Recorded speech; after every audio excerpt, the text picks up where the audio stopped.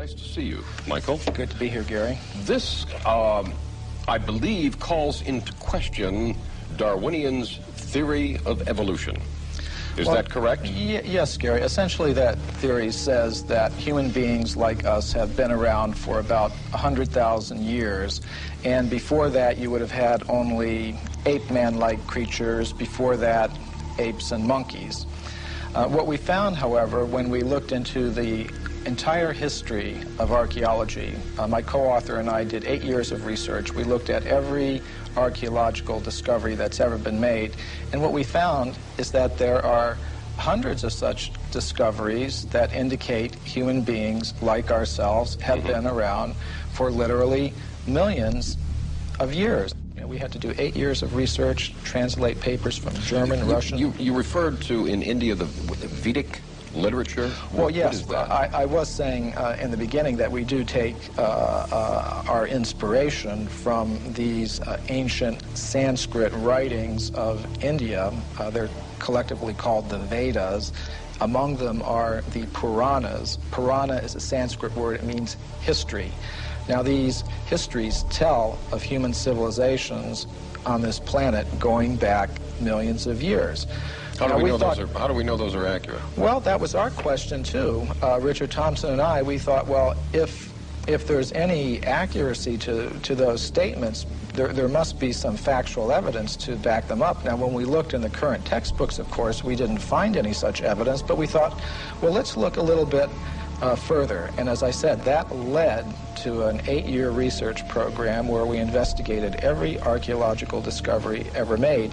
And what we found is that, practically speaking, archaeologists and anthropologists have buried almost as much evidence as they've dug up. In other words... Or perhaps overlooked?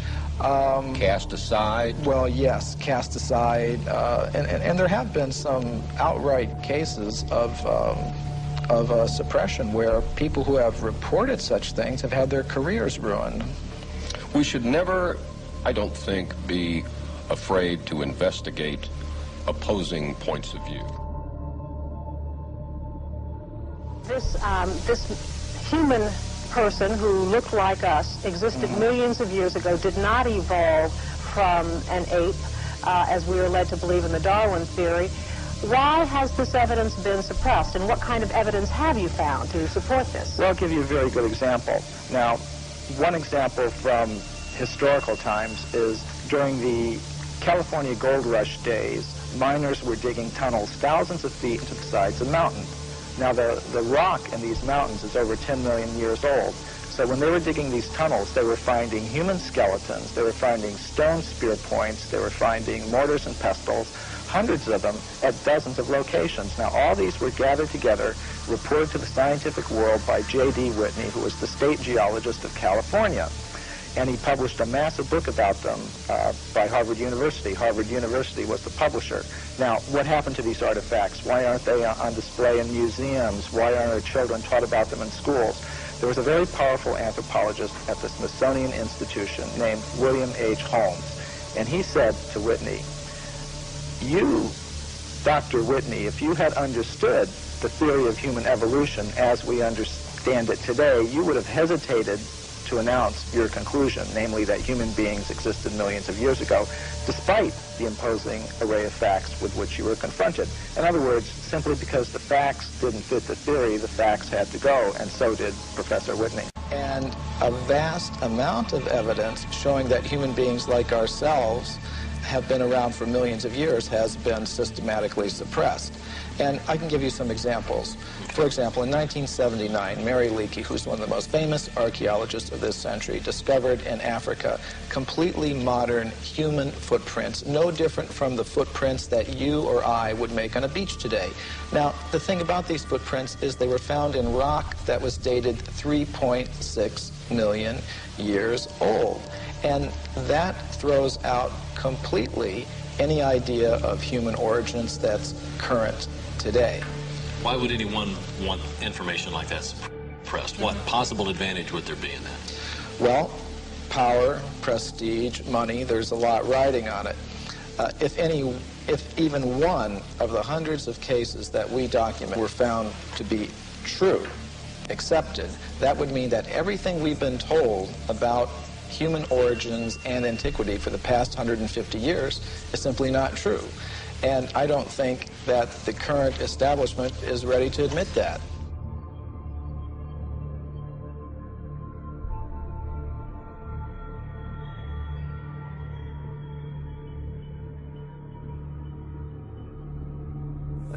I think that scientists find it harder in some ways than many other people, you see, and some other people, because there's still a strong commitment, even perhaps partly unconscious, to the old atomistic worldview.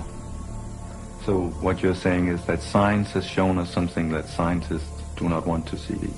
Well, they have become so used to the way of seeing it that they don't want to change it. You see, they feel uncomfortable about changing it, and they feel there's no reason to change it. Many of them, they say, well, we're doing so well now, why should we change it?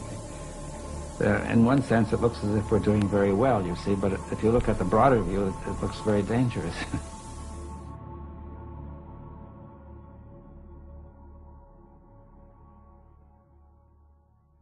In the 1840s, there was a scientific magazine called The Geologist, and it reported that in Macoupin County, Illinois, which is right here in North America, in the United States, a human skeleton, just like ours, had been uncovered in a coal mine, in solid coal, 90 feet deep underneath the ground. Now, Richard Thompson and I were able to discover from the reports exactly where that occurred. And we talked to the Geological Survey of the state of Illinois, and we asked them, well, how old is the coal there? And it turned out it was 300 million years old, which means it's older than the Jurassic, you know, that word that everybody knows now, that refers to the dinosaurs. In other words, it was older than the age of the dinosaurs.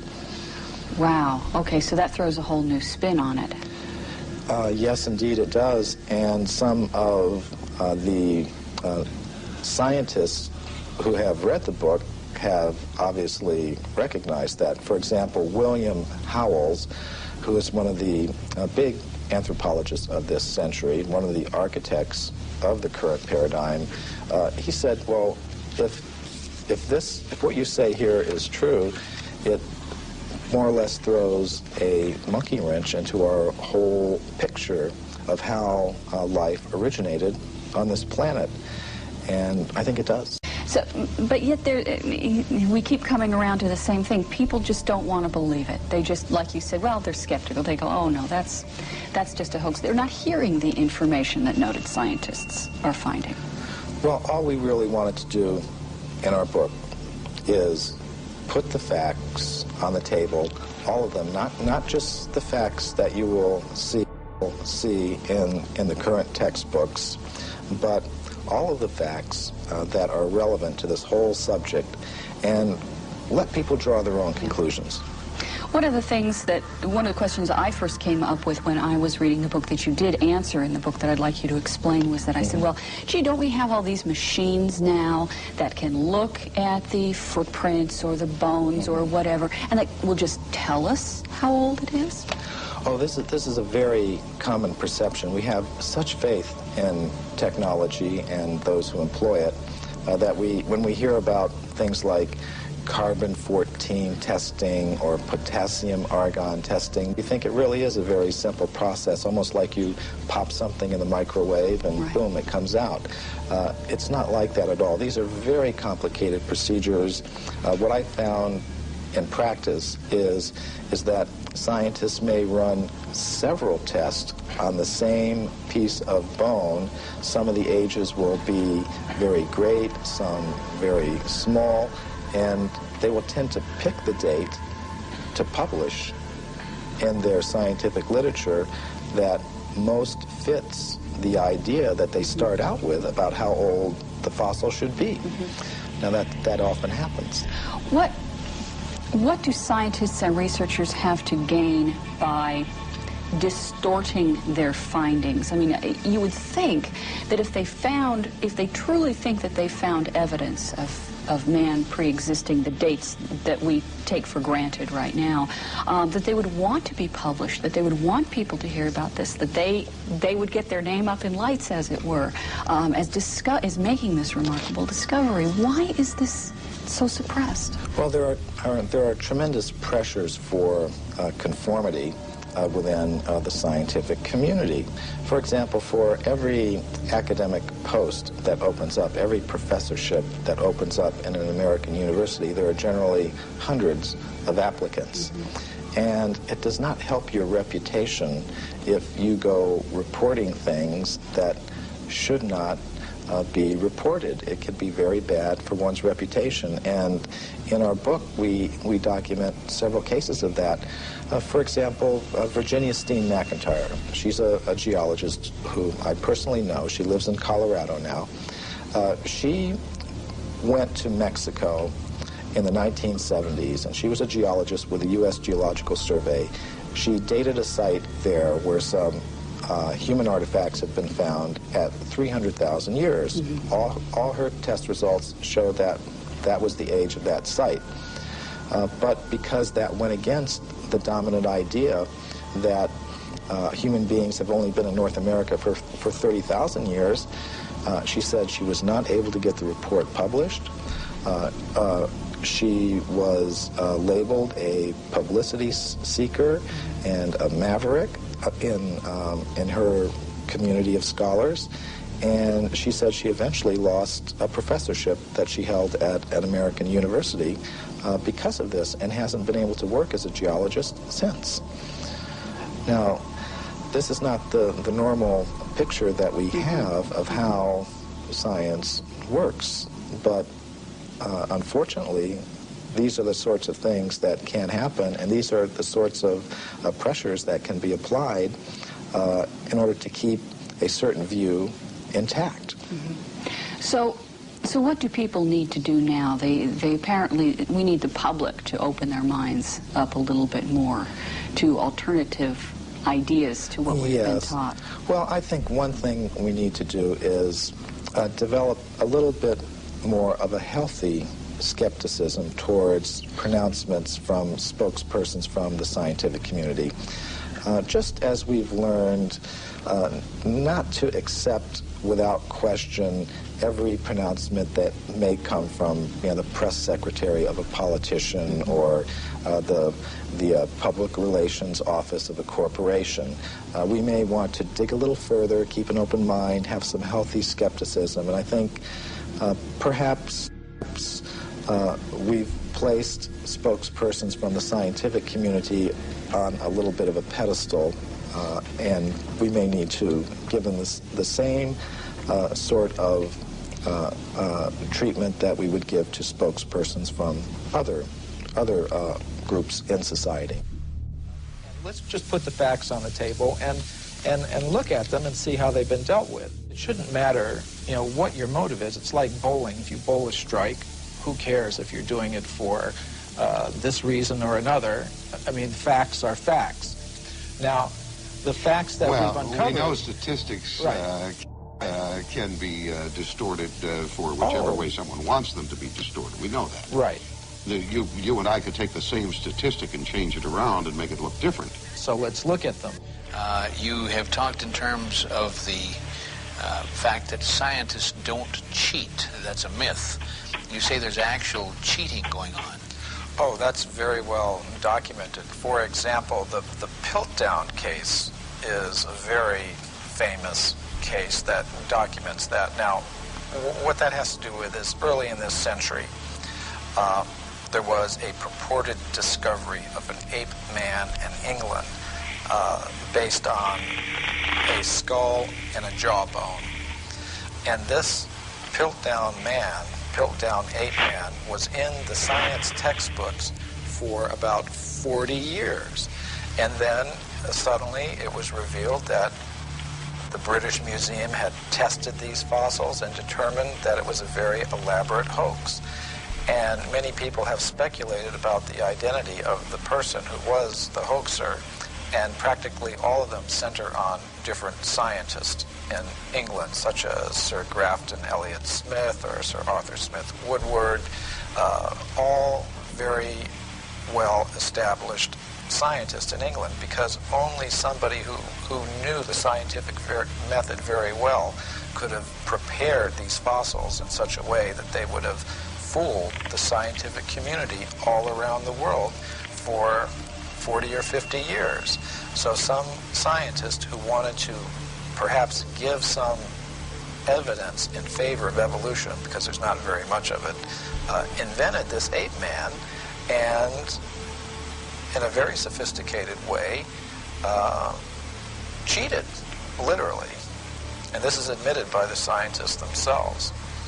And there are more examples I could give. Evidence that goes against human evolution is reported only by crackpots. Now this is one of the standard techniques that the scientific community tries to use against anybody that reports something that goes against their ideas.